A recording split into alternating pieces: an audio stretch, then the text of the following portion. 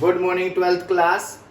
बच्चे आज जो टॉपिक हम स्टार्ट करेंगे वो है फोटो इलेक्ट्रिक इफेक्ट। ठीक है, मैंने कल आप लोगों को डिफरेंट टाइप ऑफ एमिशन के बारे में बताया था बेटा, और आज हम उसको आगे बढ़ाएंगे। तो सबसे पहले हेडिंग डालो फोटो इलेक्ट्रिक एमिशन। जो आप लोग कल पढ़ चुके हो उसी को थोड़ा सा आगे बढ़ा के बेटा फोटो इलेक्ट्रिक इक्वेशन, बेटा laws of photoelectric equation, photoelectric equation बेटा हेडिंग डालो सभी, photo electric equation.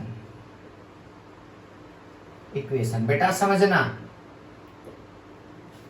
Photoelectric equation क्या है कि अगर कोई भी, मैंने कहा कि कोई भी अगर मेटल है बेटा, सिंपल ये सरफेस है बेटा, और इस सरफेस पे इलेक्ट्रॉन्स जो होते हैं वो ऑलमोस्ट फ्री इलेक्ट्रॉन होते हैं बेटा। इस तरह से मेटल सरफेस पे जब भी कोई फोटोन उस पे गिराया जाता है बेटा, ये फोटोन है बेटा, तो आपको पता है इलेक्ट्रॉन यहां पे फ्री नहीं है, लूजली बाउंड है। मतलब लूजली बाउंड बेटा, loosely bound.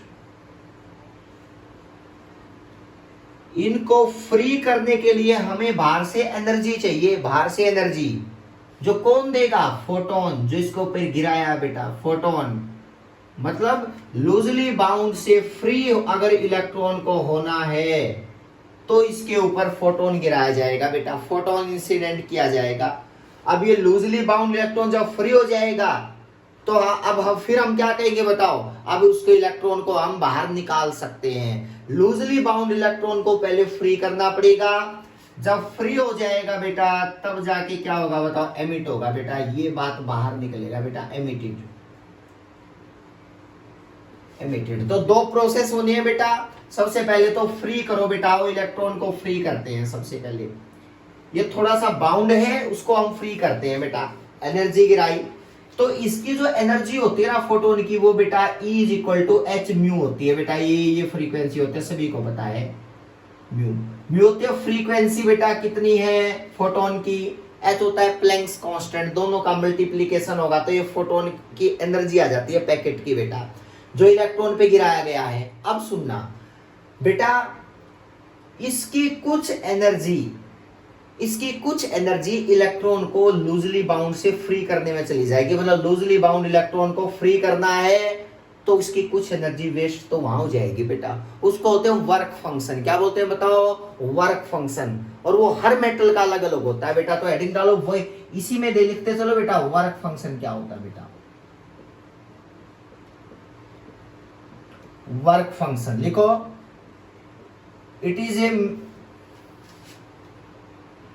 it is amount of work done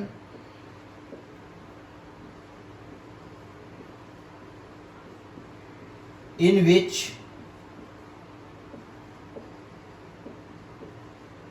loosely bound electrons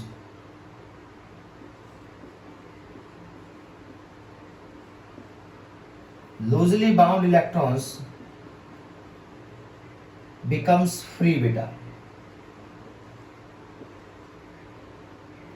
becomes free. उसको हम बोलते हैं वर्क फंक्शन हुआ है, बिकम्स फ्री।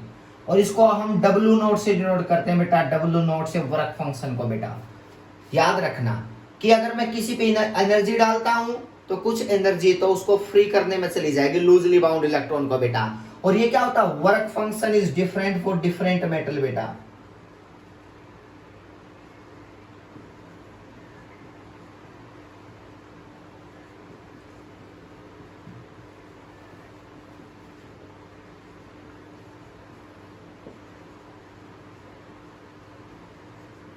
डिफरेंट मेटल जो किस पे डिपेंड करेगी? मेटल के इलेक्ट्रॉनिक कॉन्फ़िगरेशन पे बेटा। भरते हो ना 1s2 2s2, अगर आपको लगता है कि लास्ट ऑर्बिट में फ्री इलेक्ट्रॉन बच जाता है बेटा, एक इलेक्ट्रॉन सिंगल पेयर बच जाता है, मतलब आप सिंगल इलेक्ट्रॉन बच जाए बेटा भरते टाइम पे, तो वो जल्दी निकल सकता है बाहर। आपको वो इलेक्ट्रॉनिक कॉन्फ़िगरेशन से पता चलेगा कि कौन सी मेटल इलेक्ट्रॉन को जल्दी छोड़ सकती है बाहर, कौन सी उसको होल्ड करके रखेगा न्यूक्लियस बेटा। वो आपके इलेक्ट्रॉनिक कॉन्फ़िगरेशन पे डिपेंड करेगा। तो इसका मतलब वर्क फंक्शन डिपेंड्स ऑन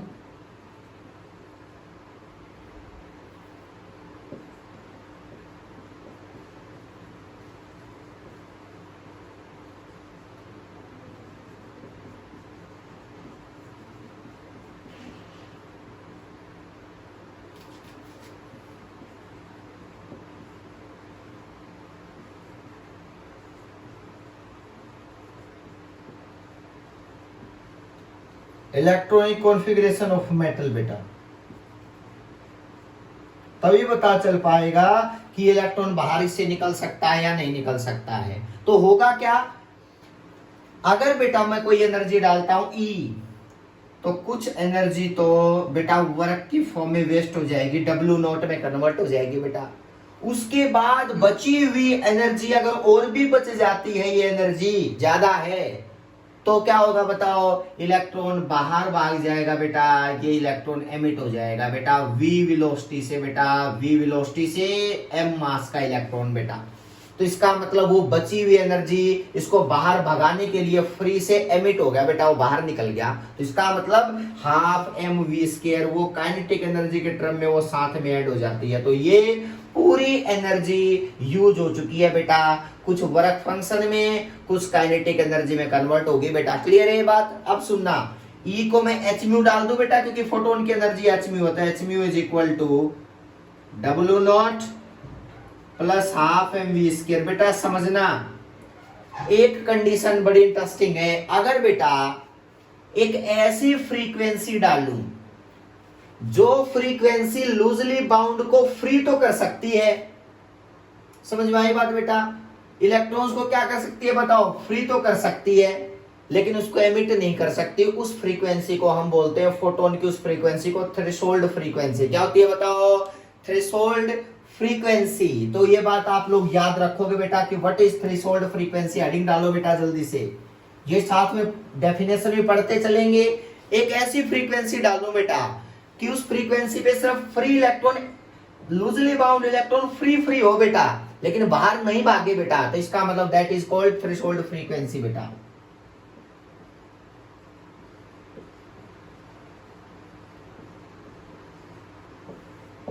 देखो, it is a frequency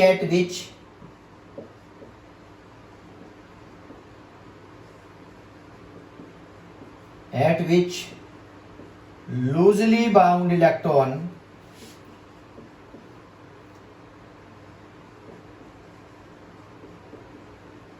becomes free, but kinetic energy of electron, मतलब भागेगा नहीं बाहर निकल के,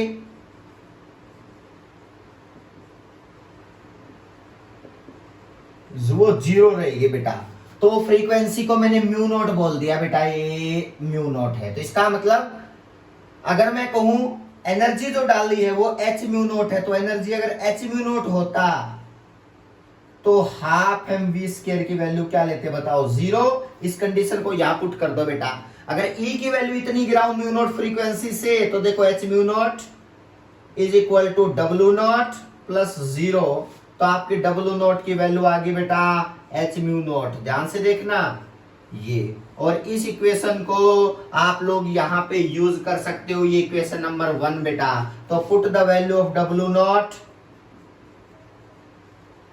put the value of W0 work function की इनटू इक्वेशन 1 बेटा। क्या रिजल्ट निकल के आया बच्चे?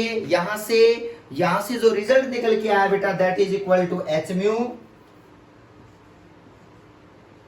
Is equal to h mu not plus half mv²। और तो इस इक्वेशन को मैं अच्छे से लिख देता हूं बेटा। जो इक्वेशन फोटो इलेक्ट्रिक की बनती है, h mu minus h mu not is equal to half mv²। इसको बोलते हैं फोटो इलेक्ट्रिक इक्वेशन बेटा। कंप्लीट एक्सप्रेशन है फोटो इलेक्ट्रिक इक्वेशन बेटा। h mu minus h mu not और वो सब पता है आप लोगों को, थ्रेशोल्ड फ्रीक्वेंसी वगैरह मैंने बता दी बेटा। ये सारी चीजें, ये कॉन्सेप्ट आपको क्लियर होना चाहिए, ये कॉन्सेप्ट आपको क्लियर होना चाहिए बेटा। मुश्किल नहीं है, यू कैन डू, कर सकते हो बेटा। अब फर्स्ट कंडीशन ले सकते हो बेटा, अगर म्यू जो है वो ग्रेटर देन म्यू नॉट है, फर्स्ट कंडीशन बेटा, देन चेक कर लो बेटा, म्यू ग्रेटर देन, तो ये इससे बड़ा है, तो देन काइनेटिक एनर्जी जो आएगी वो पॉजिटिव आएगी बेटा। ये आप देख सकते हो बेटा, फर्स्ट कंडीशन। सेकंड बेटा, अगर फ्रीक्वेंसी जो है वो लेस देन थ्रेशोल्ड फ्रीक्वेंसी है, देन चेक कर लो बेटा, काइनेटिक एनर्जी नेगेटिव आएगी बेटा। तो इसका मतलब विच इज नॉट पॉसिबल, जो कभी हो ही नहीं सकता बेटा। विच इज नॉट पॉसिबल बेटा, नॉट पॉसिबल।